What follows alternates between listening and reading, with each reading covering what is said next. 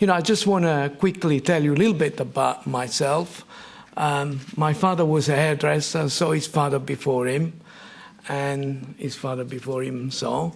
And everybody in my family, they're all hairdressers. So it's a real passion. It's a very strong family company. It's always been a very, very strong family. And we've been able to continue with that family sort of philosophy, which has made Toni Guy so special. I've personally, when I left Italy, I was at grammar schools. I was studying like everybody else. I wanted to maybe be educated, become a lawyer, an accountant. But my father, being a hairdresser, decided to come to England, and there I was, unable to speak English, and I thought I'd just do some cutting. I really enjoyed doing it. When I was back home, I used to go and help and get a few tips and do perms. So I really enjoyed that. And I continued with that, doing hairdressing. And what I found was that became a hobby.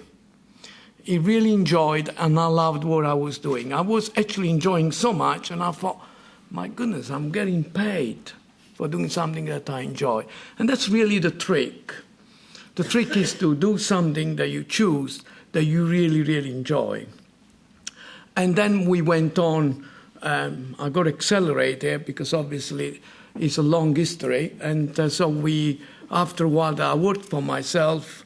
I worked for a company in central London, in Mayfair, and then Westminster decided to open our own salon in the suburbs because at that particular time it was impossible to open in the West End of London unless you had really long ties and, sort of, we were young boys coming from Italy.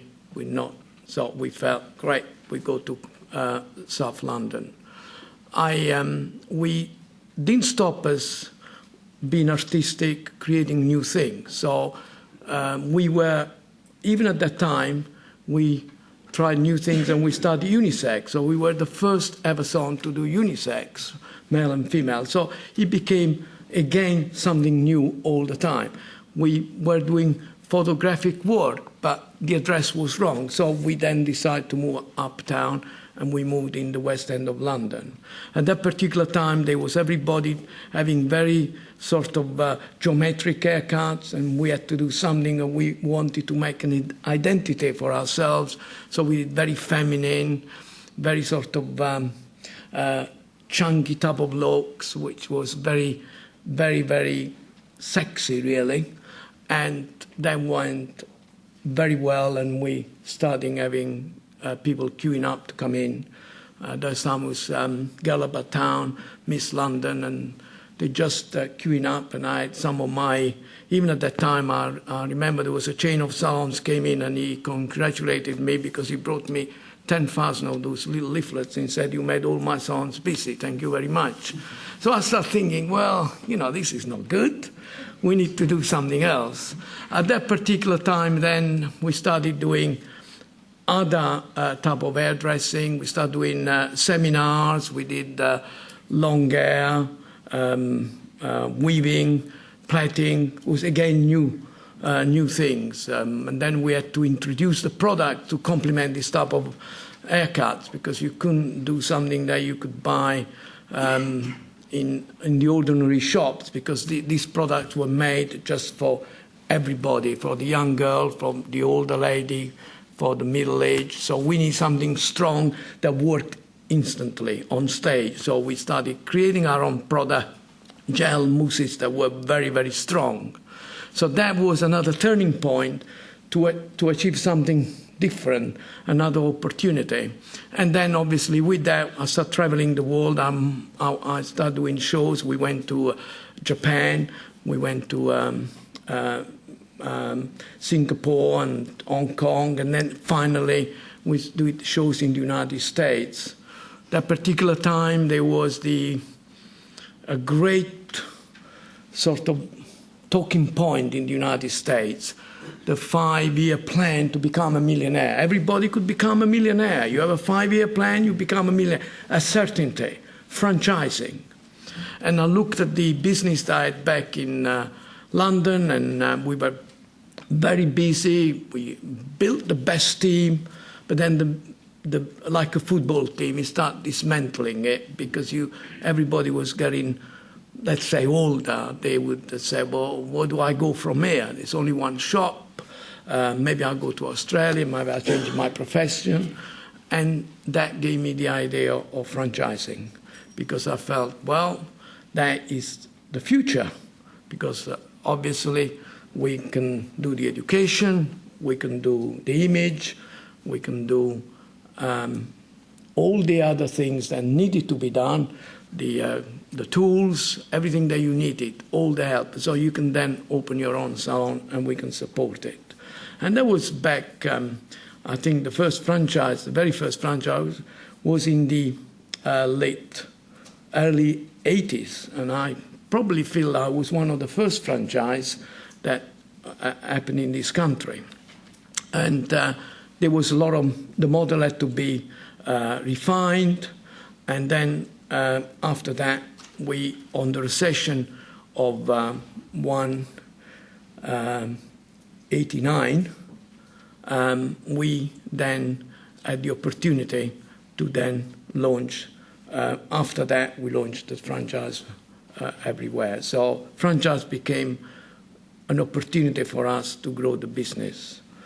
But it was an exciting journey, and also you learn everything. I've been through 4 recessions, and they're all the same, really, to a certain way. Nothing much changes. I mean, the very first one, I was very young, otherwise I give my age away, was with Wilson. I remember taking £50 to go to on holiday, because that's all you could take. So that stopped me buying a place in Italy at that particular time. Then after that became the 3-day a week. The 79, 80 wasn't too bad, but the 89 was quite horrendous. It was a bit different than this time. At that time, it wasn't a credit crunch. It was a recession where attacked everybody. I remember one client coming in my salon and say, £35 for a haircut? It's ridiculous. It's so cheap. You should look at yourself and you should charge a lot more. Because money was just going up and wages was going up, everything was exploding. A week later, 2 weeks later, the same lady couldn't afford to come back anymore. It just was so instant, so rapid, it was unbelievable. And people just couldn't afford to do anything. Interest rates was very, very high. This recession this time is a credit crunch. So I can really tell you that my salons this Christmas have made more money in central London than the previous Christmas. The reason for that is because you got a good service, you give them, you love what you do, and most of all, it is the standard of work, value for money, but the service is the most important. Customer service is key to everything. And I think that north of England is a little bit more difficult. So what you find, the better salon, the better business will make more money. The business which are not doing so well, they lack the standard of work, they lack the service, will not do as well. So the lesson is always the same. Be passionate, have a big picture, be positive, and do the best, and create the best products you can do. Don't think about money. Just think of doing the best possible job. Because if you think about money, you never make money. If you think about doing the best possible job, create the best service, the business will come automatically and you get what you want to do. But please have that, be positive and have that, never think that everything can be achieved. If you believe in it, if you've got a good product, you've got a quality, and you're passionate and you enjoy and you love it, you guys will be very, very successful. I can assure you that. There is no way that you can't do that. I've enjoyed every minute of doing hairdressing, and I still enjoy now. Thank you very much. Thank you.